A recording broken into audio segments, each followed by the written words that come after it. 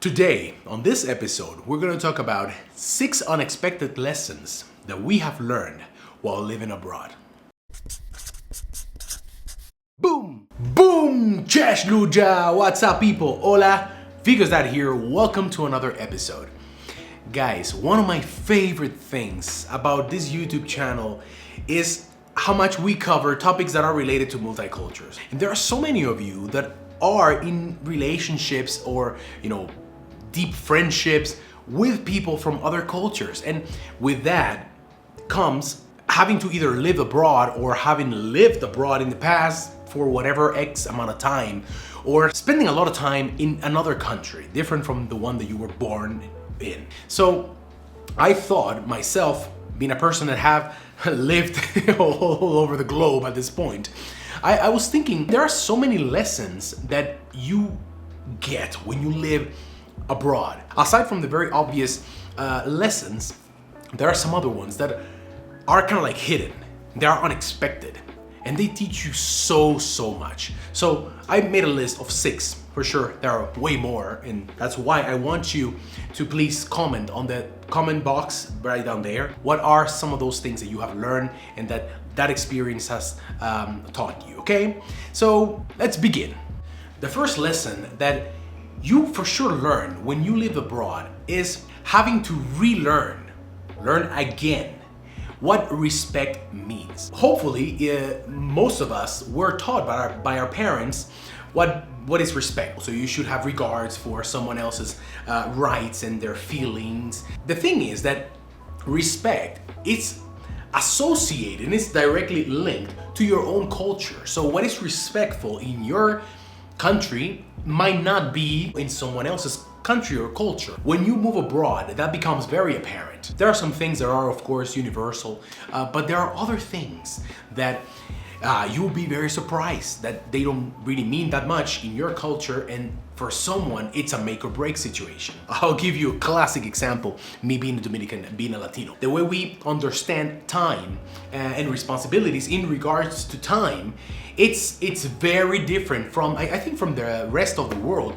I don't know, maybe Africans might be somewhat similar. And believe me, I struggled with that for a long time after having moved to Europe permanently, to the point where I think at this point I've relearned that. And I go to the Dominican Republic, and now I am the one that sometimes feels disrespected of my time. But I don't want to make a mockery out of this. The point is that being respectful of whatever it is sometimes requires you to relearn what the concept is, okay? In Poland, if someone offers you food when you go to their house, not eating that it's disrespectful. In my country, that is not disrespectful. It's just like, oh, I'm sorry, I don't like apple cake. It's perfectly fine. The relearning of certain concepts and respect is one of the major ones.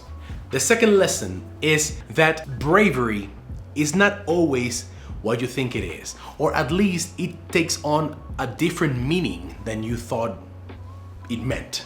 To you and your culture, being brave can be something as simple as standing your ground, defending yourself, defending your family, not only from physical abuse or attack, but also sometimes from someone trying to push their agenda on you, and you're able to hold your ground to push back. But sometimes being brave, especially when you are abroad, it's demonstrating an ability to overcome something that might be scary to you, even if it's ridiculously simple. When you've just arrived to a place and you don't know anyone, you're alone, going out and meeting new people, that is scary. You have to really dig deep into the pit of bravery to find, the courage to go and do that. We are not used to rejection. We don't want rejection. So your brain is telling you, dude, no, don't invite some stranger off, for coffee. Or maybe your brain is telling you he's gonna reject you because you suck. How about if you're in a country where you don't speak the language? Even going to the grocery store can be scary, because something as simple as asking where's the milk, you don't know how to do it. You have to use sign language and you have to put yourself out there. possibly to feel possibly to feel ridiculed, or like someone's gonna laugh at you. By the way, no one really does that, and if they laugh or smile, they're doing it because they find it endearing. They can see that you're being brave by asking. So yes, being brave is not always what you think it is. The third lesson is don't be afraid of change. When you are living in a new place, man, there's gonna be a bombardment of things that are different from the things that you grew up with, okay?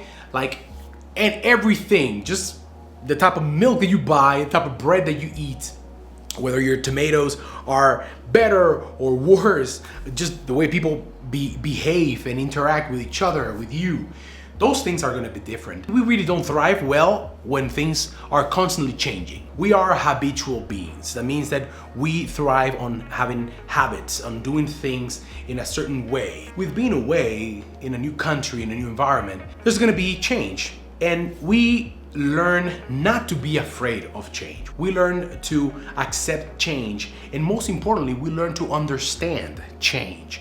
Change is something that not only should be accepted, it should also be understood. Why things happen in life? Well, things don't stay the same. Things are always evolving. You are always evolving. So you also learn to be okay with changing yourself. We are not the same. You're not the same person who you were 10 years ago. You're not the same person who you were a year ago. Think about it. So please tell us in the comment box below, what are things that you didn't used to like before that now you do? But most importantly, don't be afraid of change. It's one of the best lessons that you can learn.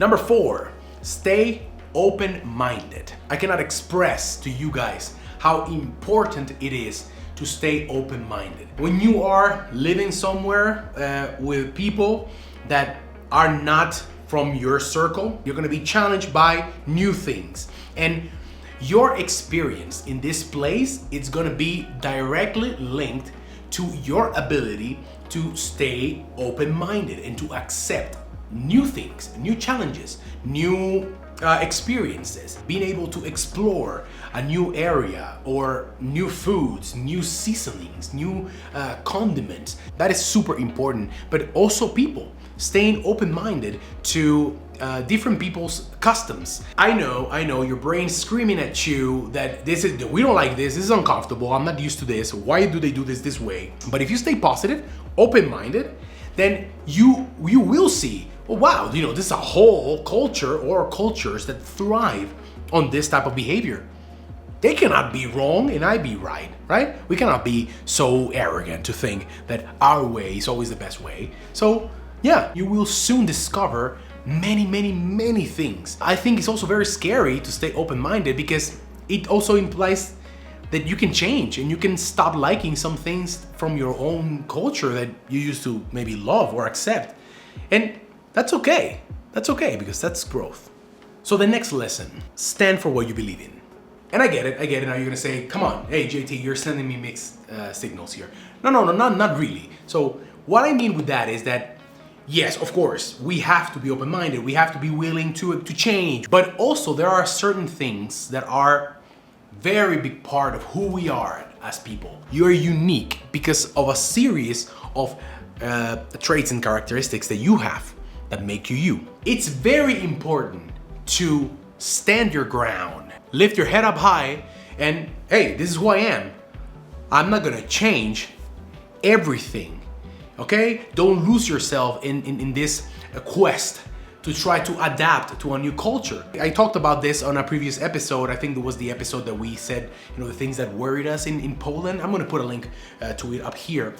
You can check that out. But I mentioned that at some point, some years ago, I felt like I lost myself a little bit, like this joyful, cheerful, positive attitude that I think I have in life. It comes very natural to me. There was a moment that I kind of like lost it slightly, where I started to feel like I was too much. Like I was like, I don't know, like people were like, yo dude, what's going on? No one ever said that to me, but I guess my subconscious was trying to tell me that, hey, you are coming off as too much. And in my course correction, I modified my behavior to a point that was just not natural. And I think that is a great lesson that you understand once you move abroad. You might go through a period where you are a little bit course correcting here and there, but eventually you're gonna learn that, hey, this is who I am. This is what I believe in. This is what is important to me. And I'm not gonna change that. And I'm okay with that. And the sixth and final lesson that you really learn abroad, and it's a very difficult one to learn because it's like that saying that you learn to lift your foot after you have banged your toe a couple times. It's a little similar to this, and that is you have to be okay with disappointment. You have to learn to cope with disappointment. We live life. We go about our day, go to work, we meet friends, we sometimes meet new people. When you are in the same environment, same place, you surround yourself and you imitate that village mentality that we used to have way back when. So you have your set of friends. Every so often you do meet people that come into your life that are new, but you create this sphere where everything is more or less in its place and it's comfortable. The amount of situations that get thrown your way when your everyday life and your everyday existence, let's say, varies so often and changes so often is precisely that you are constantly being bombarded with things. Don't get me wrong, oftentimes there are amazing things and new experiences that you get to live, and we are grateful for that. But also with that, there are some that are challenges. Being disappointed by people, by the way that they act, by the way that they, I don't know, behave towards you. And not necessarily that's because they are bad, bad human beings. Sometimes it's just the way that they interact with the world. It's different than the way that you interact with the world, and the things that you soak up and the way that you interpret certain behaviors from others. It's like, oh wow, why do they do this to me? Why, and to them might be completely normal. To give you an example, in Latin America, Latin cultures, we are super flaky. We might tell you, yo, we're gonna meet on Saturday, okay? 8 o'clock, we're there. And then if you are, European, you go, so we're meeting at 8. The Latino would be like, yes, listen, sorry, something came up and I'm gonna be able to make it, okay? And you're there left feeling maybe disrespected or hurt, for sure disappointed. And that doesn't mean that the person is bad or that did not want to hang out with you or anything, or maybe they didn't even meant to disrespect you. It's a cultural thing. Like in Dominican Republic, do you want to know what is a common thing to do? You agree that you're gonna meet on Saturday, and today is Tuesday. We are gonna call on Thursday, and we're gonna say, hey, remember we have this thing on Saturday, right? Then we're gonna, catch up again on Friday. And then a couple of hours before the meetup, we're gonna be like 100%. We're meeting, right? So we are constantly checking up with each other, making sure that things have not changed. You can say that's not appropriate in your culture, fine, but you're not living in your culture, you're living in someone else's culture. You have to learn to cope with things that to you initially feel like they are disappointing. Boom! That's all, guys. That's the end of the episode. I hope you liked it. Guys, life is beautiful, full of enriching experiences. We are lucky even to have been born, let alone to be living in times where we can travel, we can go and learn from other cultures, other people. The lessons that we learn by doing that, by going somewhere else, doesn't matter if it's just for 2 weeks, for a year, for 10 years. Those are valuable lessons that will forever change your life. So we should treasure them. So guys, thank you very much. Once again, we'll see you next week, okay? Adios.